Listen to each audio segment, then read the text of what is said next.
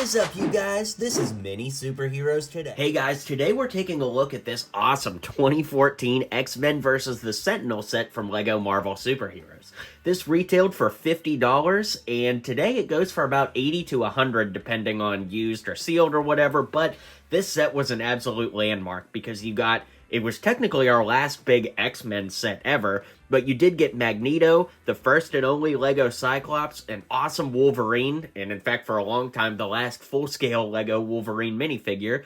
You got Storm, a Sentinel build, and of course the X-Jet. So this thing was awesome back in the day, and I'm really excited to review it again. Also, shout out to Ben J. Mack who just bought this Sentinel off of me, so yeah, there you go. Let's get into the review.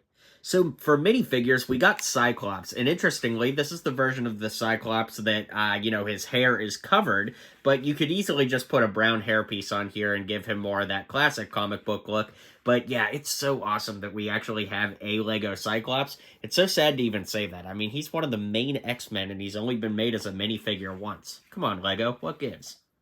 Here we have Wolverine, one of my favorite minifigs ever from LEGO Marvel, because I love the yellow and brown combo look. It's so great. Unfortunately, mine has cracked on the sides here. You can kind of see. If I could keep it in focus, that'd be nice. But yeah, it cracked on the sides here. But the cool thing about this is, when you lift the cowl off, he's got the little band around his eyes to give him the white eyes. But you could flip it around and you could see his regular eyes. And he also came with hair so that you could do him without the cowl if you want to just display him that way. So pretty cool all around. Here we got Magneto, and this version had the purple suit, whereas the original version had the red suit. And this one's cool because you did get the helmet with him as well, so you could remove the hair and remove this piece from inside the helmet to put it on him and get him to be comic accurate. So it was a really cool figure back in the day, and I think it's actually aged pretty well over the years. And finally, we have the classic Storm minifigure. Now, this one was cool because she had this big giant cape that actually attached to her wrists. Something really rare for LEGO is to create something like this, where, you just kind of punch the wrists through the little holes there in the cape, which is awesome. Of course, she had her lightning bolts, and she had a double-sided head. One side where she was angry, and the other side where she was a little more calm and collected. But I like the Rage of the Storm face, and the cool little lightning bolt accessories were a nice addition. Let's take a look at what the builds are for this set now.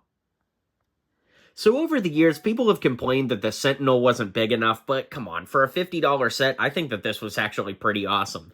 The big play feature are these flick fire missiles that go on the shoulder.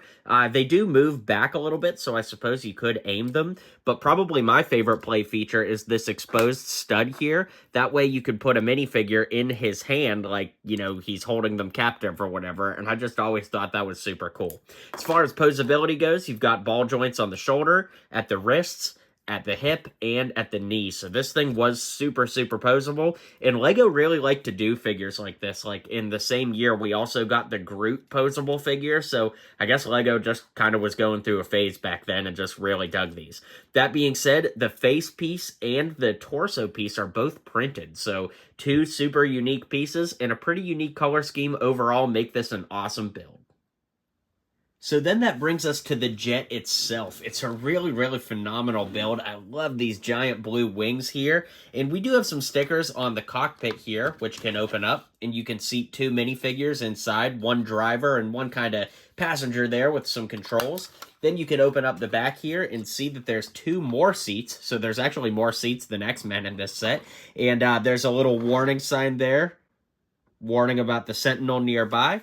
Then if you remove that seat, you can open up these little hatches and see that there are actually some tools inside there, like, this little mallet, there's a wrench, and of course, the fire extinguisher. In the back here, you could also push up this little piece that would fire missiles. Unfortunately, I got this set used, so the missiles were missing, but you know how it works. You would just push down the tab and it would shoot the missiles out. But aside from that, it's a pretty solid build, especially when you consider the relatively low price point of this. You've got some flick fire missiles on the side, and it was a solid build. So let's zoom out and I'll give you my final thoughts. And with that, we're going to bring this review to a close. I love this set. It's so nostalgic all these years later, and I'd love to hear what you guys think. Drop some comments down below if you think this set has held up since 2014. Be sure to hit like and subscribe if you haven't already, and I'll catch you guys on the next video. Well, you made it to the end of the video. Thanks for hanging out with me today, and don't forget to hit like and subscribe, and maybe check out one of my other videos listed here.